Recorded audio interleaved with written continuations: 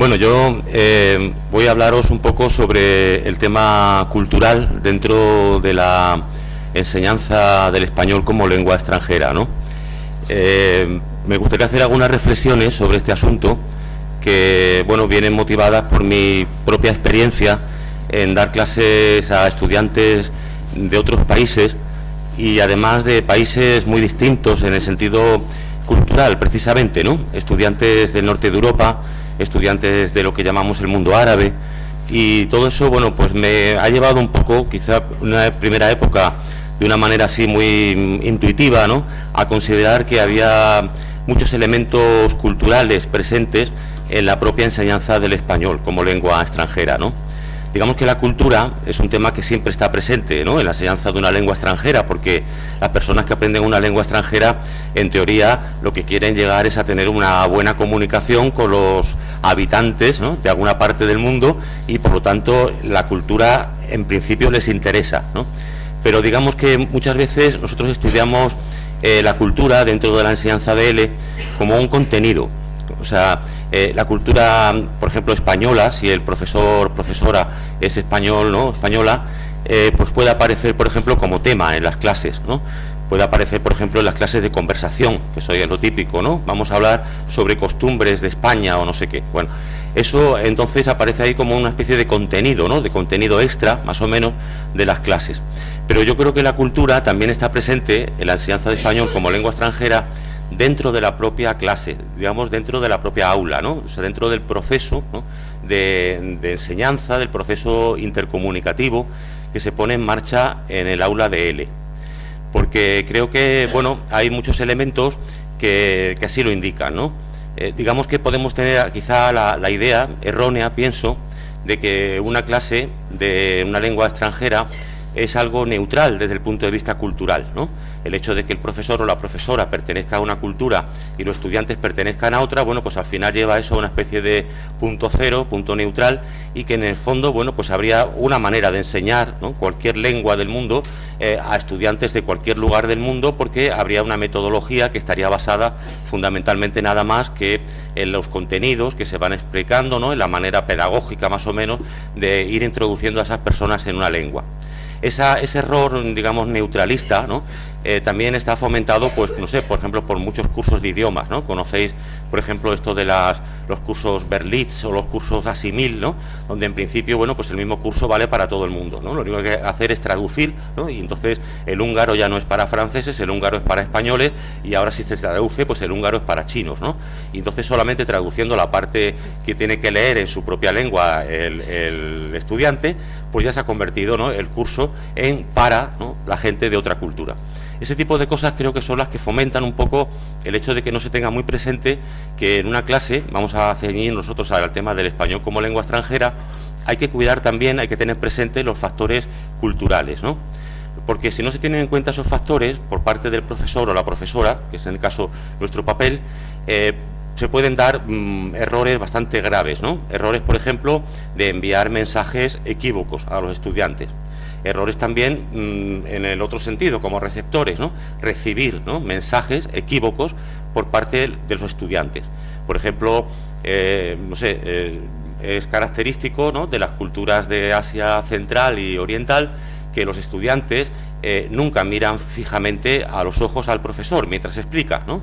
Entonces, bueno, pues si alguien no es consciente de eso y se va a dar clase a estudiantes chinos, por ejemplo, pues encontrará que los estudiantes chinos no le miran, ¿no?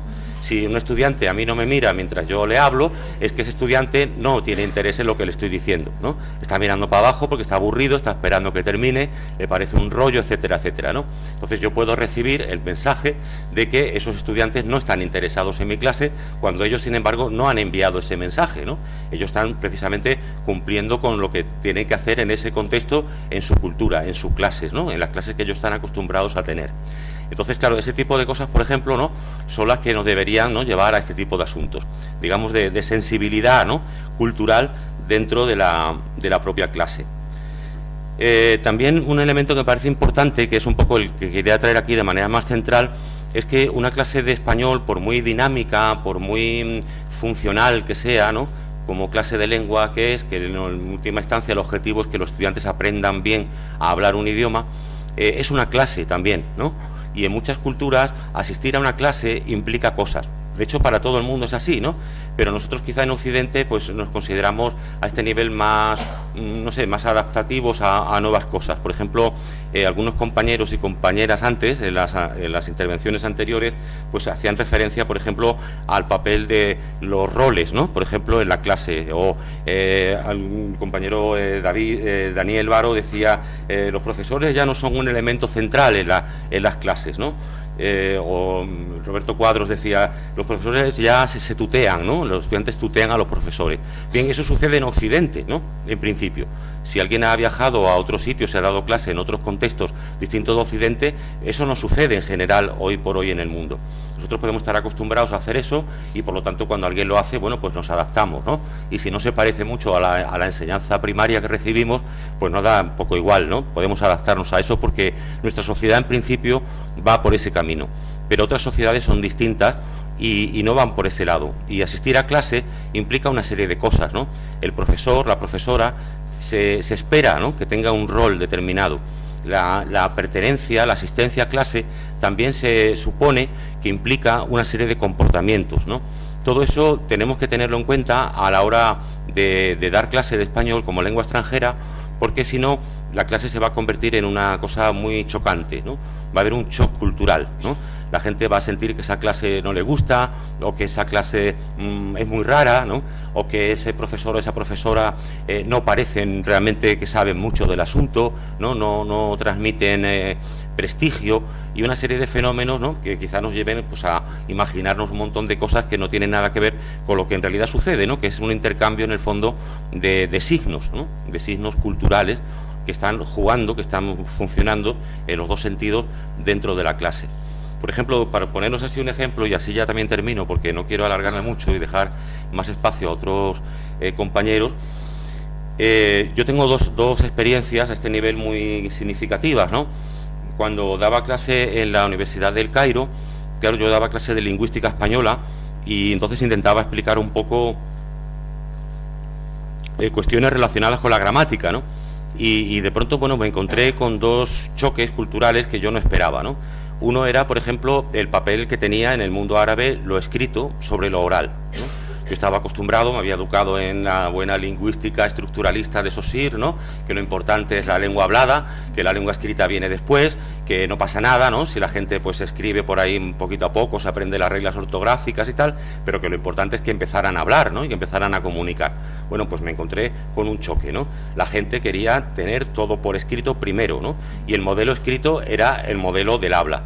Y yo no podía explicar prácticamente ningún elemento léxico si no lo escribía, no porque no se comprendiera o no se oyera bien lo que quería decir, ¿no?, sino porque fundamentalmente estudiar algo, y estudiar algo que tuviera que ver con gramática, con lengua, etcétera, era un trabajo fundamentalmente escrito.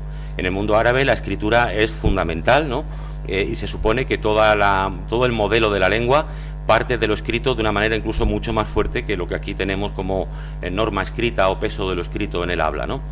Y otro tema, por ejemplo, que también me llevó así a cierto shock, ¿no?, fue, bueno, pues el intento mío de intentar explicarles cosas como el uso del indicativo y el subjuntivo, ¿no?, en español, y entonces yo descubrí de pronto, para mi sorpresa y agrado, que en el dialecto egipcio del árabe había una diferencia, ¿no?, muy clara, que era equivalente al uso del subjuntivo y el indicativo español. Es decir, era también una diferencia modal, ¿no? En el árabe de Egipto, así no voy a enrollar mucho en eso, pero digamos que un verbo se puede empezar por el sonido B o no, sin sonido B. Por ejemplo, la palabra ashtari significa yo compro, y también bastari, ¿no?, con B, en teoría significa yo compro. Bueno, la verdad es que bastaris con B significa yo compro en indicativo, y ashtari es yo compro en subjuntivo, ¿no? Es decir, ellos usaban un poco lo mismo. Por ejemplo, introduciendo una partícula como puede ser que, ¿no?, entonces sería puede ser que yo compre, ¿no? Entonces será yemkin ana ashtari, ¿no?, sin la B, ¿no? Mientras que si empezaba la frase sin una cosa como yemkin, que significa puede que, quizás, ¿no?, pues entonces era directamente bastari, ¿no?, yo compro. Bueno, pues yo muy contento de descubrir eso ahí cuando yo iba poquito a poco aprendiendo árabe, me voy a la clase, ¿no?, y le digo, ya he descubierto, ¿no?, cómo, porque la gente, claro, se comía el coco ahí buscando reglas y tal, cuando pongáis la B, ¿no?, en un verbo, ese es indicativo, ¿no? Y cuando no haya B, pues ese es subjuntivo. Bueno, y eso fue un caos en la clase, ¿no? La gente se quedó completamente horrorizada, parecía que yo había dicho algo súper escandaloso, ¿no? Yo me sentí fatal también, y luego, claro, descubrí que es que en una clase de árabe, ¿no?, para estudiantes araboparlantes, nunca se introduce un elemento dialectal, ¿no? El mundo dialectal está visto como un mundo completamente vulgar. Las clases se hacen siempre en el dialecto estándar, ¿no?, digamos en la norma literaria, y yo era, no sé si la primera vez que alguien usaba las aulas de la Universidad del Cairo para decir en voz alta, ¿no?, una variedad dialectal, ¿no? Eso ahí no se admitía, ¿no? Entonces imaginaros cuando a lo mejor, que es muy necesario, ¿no? Antes lo decía también la compañera anterior que habló, bueno, pues vamos a introducir elementos del andaluz, ¿no?, que son muy necesarios para los inmigrantes que vengan aquí y aprendan que esto es un término, una expresión andaluza.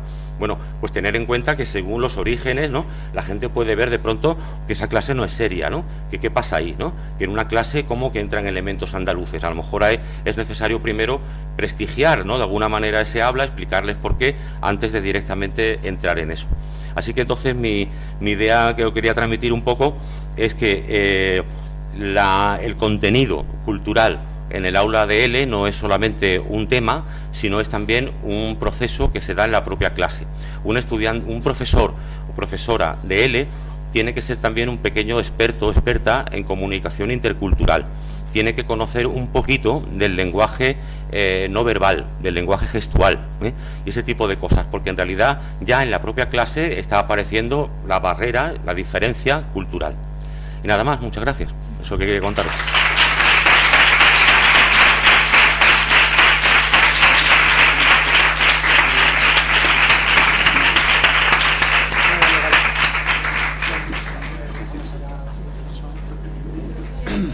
Sí, por favor, preguntas, se abre el turno.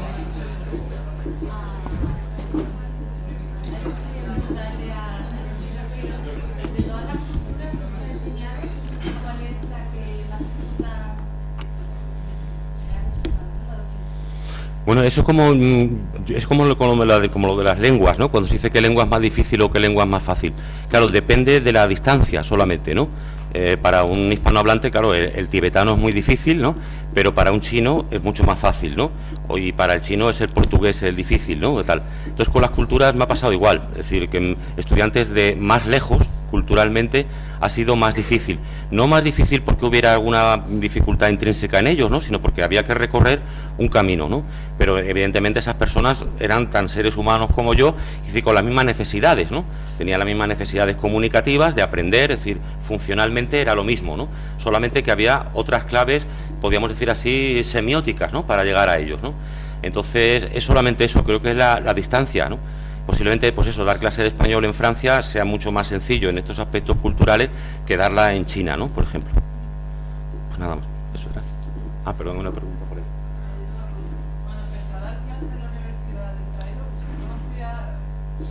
Bueno, yo conocí así un árabe como el que se enseña aquí en España, que en las facultades y tal, que es muy teórico, ¿no?, muy literario. Yo no sabía ni una palabra de árabe hablado. O sea, yo me traía mis verbos aprendidos y mi alifato y tal, pero yo no era capaz de articular ni una sola frase cuando llegué allí.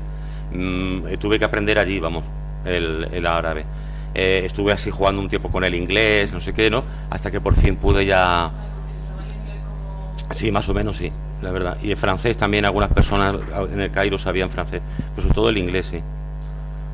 Pero vamos, lo aprendí allí, porque en realidad el árabe literario que se enseña aquí no se habla en ningún lugar, hay que aprender un dialecto siempre. Y el problema de los dialectos es que los propios árabes no fomentan el estudio de los dialectos fuera, siguen fomentando el estudio del árabe literario, ¿no? Con lo cual es muy difícil desde fuera de esos países pillar, ¿no?, material siquiera del dialecto. Hasta que uno no va allí y no lo aprende. Prácticamente casi sin libros, sin método ni nada, todo de oído, ¿no?, haciéndose uno el cuadernito de las palabras, porque no había casi manera de encontrar ni un diccionario de dialecto, que es la verdadera lengua, ¿no? ¿Alguna pregunta más?